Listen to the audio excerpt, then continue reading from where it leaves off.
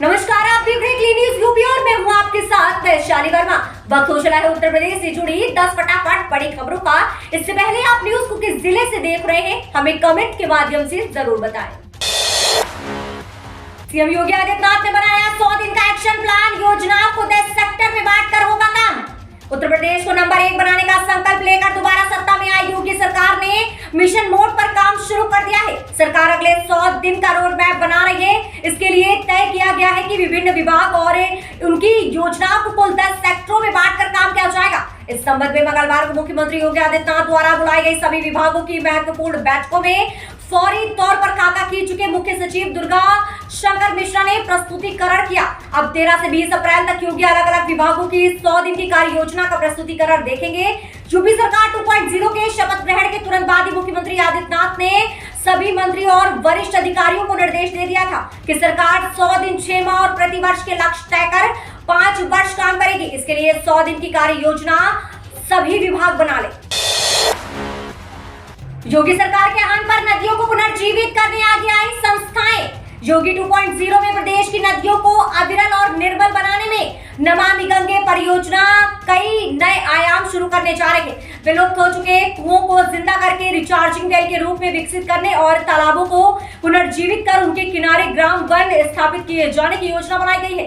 गोमती नदी की 22 में से सूख चुकी 19 सहायक नदियों को भी नया जीवन देना इसमें शामिल है। लोगों को जागरूक करने और नदियों का पुनर्जीवित करने के इस अभियान में लोक भारती और नेहरू युवा केंद्र जैसी सामाजिक और सरकारी संस्थाएं साथ में आ गई है। 6 अप्रैल से शुरू होने वाला ये अभियान प्रदेश भर में 3 मई तक चलने वाला है। जल ही जीवन है, जल है तो कल है, ये हम सब बोलते हैं, लेकिन इसके लिए हम कुछ नहीं कर रहे हैं। भूजल निकालने के साधन तो हमने कई बना लिए, लेकिन उतना जल धरती को वापस करना भूल गए हैं। इन बातों को संस्थाएं जागरूकता के माध्यम से जन जन तक पहुंचाने का काम करेंगी। इतना ही नहीं, इस दौरान पीपल, बरगद, पाकड़, गूलर और आम के पेड़ों का नदियों के किनारे लगाने का अभियान भी चलेगा। यूपी में गौ अभयारण्य बनाने की तैयारी, 200 विधानसभा से होगी योजनाओं की शुरुआत। छुट्टा पशुओं से किसानों की मुश्किलों को देखते हुए योगी सरकार इसके स्थायी समाधान के लिए गौ अभयारण्य योजना शुरू करने की तैयारी कर रही है। शुरुआत में 200 विधानसभा क्षेत्रों में गौशालाएं बनाने की योजना है। प्रत्येक गौशाला की क्षमता 5000 या इससे अधिक गौवंश की है। ये बड़ी गौशालाएं सरकारी खाली जमीन, बंजर जमीन व चारगाह पर विकसित की जाएंगी। अगर ऐसी भूमि पर अवैध कब्जे हैं तो उन्हें हटाया जाएगा। पशुधन, दुग्ध विकास व अल्पसंख्यक कल्याण मंत्री धर्मपाल सिंह ने अमर उजाला से खास बातचीत में कहा कि छुट्टा पशु किसानों के लिए मुश्किलें पैदा कर रहे हैं। इस समस्या के स्थायी समाधान की कार्य योजना तैयार कर ली गई है। इस पर तेजी से अमल किया जाएगा। उन्होंने बताया कि आंवला में मॉडल गौशाला विकसित की जाएगी। जिले की सभी न्याय पंचायतों में ऐसी गौशालाएं विकसित की जाएंगी। 100 दिन में 1 लाख पीएम आवास बनाए जाएंगे। 8200 सीएम आवास का निर्माण पूरा किया जाएगा। प्रदेश में आगामी 100 दिन में प्रधानमंत्री आवास योजना के तहत 1 लाख आवासों और मुख्यमंत्री आवास योजना के तहत 8200 आवासों का निर्माण पूरा किया जाएगा। वित्तीय वर्ष 2022-23 में स्वीकृति के लिए पीएम और सीएम आवास योजना के लाभार्थियों का पंजीकरण किया जाएगा। मुख्यमंत्री केशव प्रसाद मौर्य के निर्देश पर विभाग ने 100 दिन की कार्य योजना तैयार की है। उप मुख्यमंत्री ने बताया कि राज्य ग्रामीण आजीविका मिशन के तहत 50,000 नए स्वयं सहायता समूह का गठन किया जाएगा। 80,000 स्वयं सहायता समूह को 400 करोड़ रुपए की आर्थिक सहायता उपलब्ध कराई जाएगी। 100 प्रोड्यूसर ग्रुप का भी गठन किया जाएगा। उन्होंने बताया कि 200 पुष्टाहार मैन्युफैक्चरिंग इकाइयों की स्थापना की जाएगी। इससे 600 विकास खंडों में पुष्टाहार की आपूर्ति सुनिश्चित हो सकेगी। उन्होंने बताया कि 58,000 बीसी सखी के लक्ष्य को पूर्ण किया जाएगा। उन्होंने बताया कि महिला सामर्थ्य योजना के अंतर्गत 5 क्लस्टर में योजना की शुरुआत होगी। हर जिले में मुफ्त कोचिंग देगी योगी सरकार। अब उत्तर प्रदेश के हर जिले के जरूरतमंद व गरीब युवा प्रतियोगी परीक्षाओं की तैयारी के लिए मुख्यमंत्री अबुद्धि कोचिंग की निःशुल्क सुविधा हासिल कर सकेंगे। समाज कल्याण विभाग की ओर से इसी महीने के अंत से हर जिले में ऐसे कोचिंग केंद्र शुरू करने की तैयारी की जा रही है। इसे 100 दिन के एजेंडे के तहत तय कर पूरा किया जाएगा। इसमें आरक्षण की कोई श्रेणी नहीं होगी। इसकी सुविधा सभी वर्गों के युवाओं को मिलेगी। मेरठ गाजियाबाद हाईवे पर 3 दिन रूट डाइवर्ट। गाजियाबाद के मोदी नगर क्षेत्र में प्रसिद्ध सीकरी देवी मंदिर पर चल रहे नवरात्रि मेले में रोजाना कई प्रांतों से बड़ी संख्या में श्रद्धालु पहुंच रहे हैं। नवरात्रि के आखिरी दिन तक मेले में भक्तों का सैलाब उमड़ेगा। इसके मद्देनजर गाजियाबाद ट्रैफिक पुलिस ने गाजियाबाद से मोदी नगर होकर मेरठ जाने वाले हाईवे पर 7, 8 और 9 अप्रैल को भारी वाहनों का रूट डायवर्जन कर दिया है। एसपी ट्रैफिक रामानंद कुशवाहा ने बताया कि ये डायवर्जन 7 अप्रैल की शाम 6 बजे से लागू होकर 9 अप्रैल की देर रात तक प्रभावी रहेगा। उन्होंने बताया कि ट्रैफिक व्यवस्था बनाए रखने के लिए मुरादनगर, गंगनहर, भोजपुर रोड, मोहद्दीनपुर मोड़ के आसपास ट्रैफिक पुलिस के अतिरिक्त जवान तैनात किए जाएंगे। गाजियाबाद से मेरठ की तरफ जाने वाले भारी वाहन मोदी नगर होते हुए नहीं जा पाएंगे।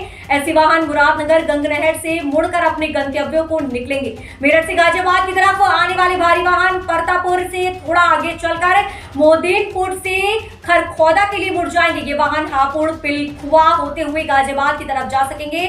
भोजपुर से मोदी नगर की तरफ भारी वाहनों की एंट्री बंद रहेगी। पुराने ढर्रे पर नई शिक्षा नीति। यूपी के परिषदीय स्कूलों में 1 अप्रैल से नया सत्र शुरू हो जाएगा।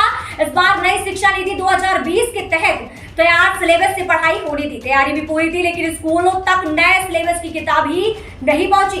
कभी अधूरी करने की जगह बेसिक शिक्षा निर्देशक ने पुरानी किताबों से ही पढ़ाई करने का फरमान जारी कर दिया। इन हालात में नई कक्षा में आने के बाद भी बच्चों को पुराने स्टूडेंट से मिली किताबों से ही पढ़ना पड़ेगा। परिषदीय माध्यमिक स्कूलों में नई शिक्षा नीति 2020 लागू होने के बाद भी व्यवस्था बदल नहीं पाई है। 1 अप्रैल 2022 से नई शिक्षा नीति के तहत पढ़ाई होने की उम्मीद थी, मगर सत्र शुरू होने के बाद भी नई शिक्षा नीति लागू नहीं हो सकी है। यूपी के करीब 1.58 लाख परिषदीय विद्यालय में पाठ्य सामग्री नहीं पहुंची है। पाठ्य सामग्री की किल्लत के कारण निर्देशक ने फिलहाल पुरानी किताबों से ही पढ़ाने के आदेश जारी किए।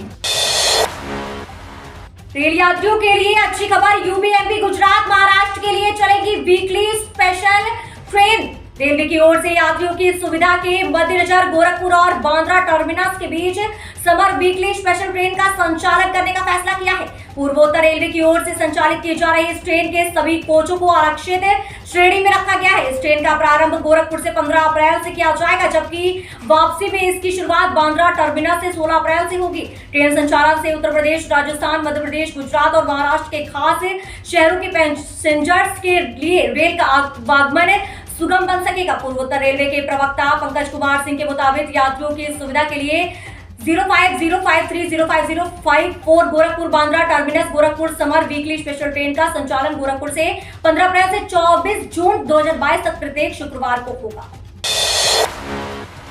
पीएम मोदी का निशाना, परिवारवादी पार्टियों ने किया देश के युवाओं के साथ विश्वासघात। विश्व की सबसे बड़ी पार्टी भाजपा का आज स्थापना दिवस है। स्थापना दिवस को लेकर पार्टी की तरफ से कई तरह की तैयारियां की गई है। पार्टी के स्थापना दिवस के मौके पर पीएम मोदी ने केंद्रीय मंत्रियों, सांसदों, विधायकों और देश भर के पार्टी कार्यकर्ताओं को संबोधित किया है। पीएम मोदी ने कहा कि स्थापना दिवस की 3 वजहों से बहुत महत्वपूर्ण हो गया है। पहला, देश की आजादी का अमृत महोत्सव मना रहे हैं। दूसरा कारण, तेजी से बदलती वैश्विक परिस्थितियां, बदलता हुआ ग्लोबल ऑर्डर, इसमें भारत के लिए लगातार नई संभावनाएं बन रही हैं। तीसरा कारण, कुछ समय पहले 4 राज्यों में भाजपा की डबल इंजन सरकार वापस लौट गई है। 3 दशकों बाद राज्यसभा में किसी पार्टी की संख्या 100 पर पहुंची है। मोदी ने परिवारवाद को लेकर विरोधी दलों पर निशाना साधा। उन्होंने कहा कि हमारे लिए राजनीति और राष्ट्रनीति साथ साथ चलते हैं, लेकिन ये भी सच्चाई है कि अभी भी देश में 2 तरह की राजनीति चल रही है। एक राजनीति है परिवार भक्ति की और दूसरी है राष्ट्रभक्ति की। परिवारवादी पार्टियों ने देश के युवाओं को भी कभी आगे नहीं बढ़ने दिया, उनके साथ हमेशा विश्वासघात किया है। आज हमें गर्व होना चाहिए कि आज भाजपा की इकलौती पार्टी है जो इस चुनौती से देश को सजग कर रही है, सतर्क कर रही है। स्वच्छता रैंकिंग में प्रदेश के टॉप 5 में काशी नंबर 1। केंद्रीय शहरी आवास मंत्रालय की टीम की तरफ से वाराणसी शहर में स्वच्छता रैंकिंग के लिए शहर में डोर टू डोर सर्वेक्षण के साथ ऑनलाइन व ऑफलाइन फीडबैक लेने के लिए अभियान शुरू हो चुका है। यह सर्वे पूरे प्रदेश में चल रहा है। शुरुआती दौर में सर्वर स्लो और ओटीपी ना मिलने से फीडबैक स्पीड कम हुई थी। वर्ष 2021 में हुए सर्वेक्षण में नगर निगम क्षेत्र से लगभग 5.50 लाख लोगों ने फीडबैक दिया था। वहीं सर्वेक्षण 2022 में 7500 अंकों के सर्वेक्षण में अकेले सिटीजन फीडबैक के 2250 अंक निर्धारित किए गए हैं। ये अंक सीधे तौर पर जनता के फीडबैक से प्राप्त किए जाएंगे। इसमें कचरा निस्तारण, कूड़ा कलेक्शन, सफाई के से संबंधित कई चीजें शामिल हैं। तो ये रही दिन भर की 10 फटाफट बड़ी खबरें। न्यूज अगर आपको पसंद आई हो तो वीडियो को लाइक, शेयर और हमारे चैनल क्लीन न्यूज यूपी को सब्सक्राइब करके बेल आइकन को प्रेस करना बिल्कुल न भूलें।